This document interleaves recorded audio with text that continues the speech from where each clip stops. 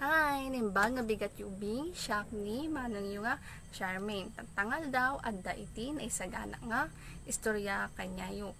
Atoy ket ti pinamagatan nga, ni Dudong Dungrit.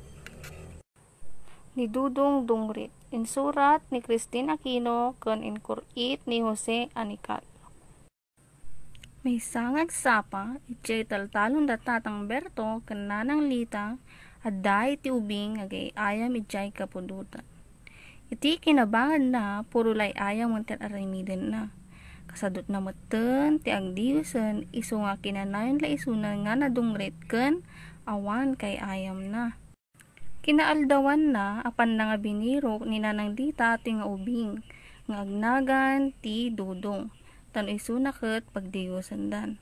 Kaputa madina ka ni Dudong ti agdius, nagdulin isuna ijay ubing agay ayam ti Sipa.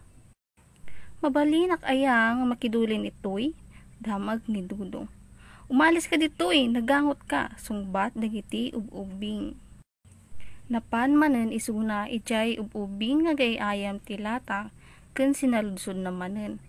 Mabalinak ayang makidulin itoy, ngem nagungot agiti ubing ti kunada.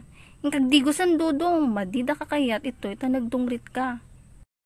Napan manen ni Dudong iti ubing agay ayam ti rastiko ken kunana, mabalinak ayang agdulin itoy. Saan ka mabalin itoy ta nagdungrit ka? Iriyagda kenyana. Isu nga nagawin ni Dudong agsangsangit. Kasangpad na iti balayda, nanang, madida kay nga kay ayam. Dagiti kay ayam ko ta nagdungrit ken nagangodak kanu.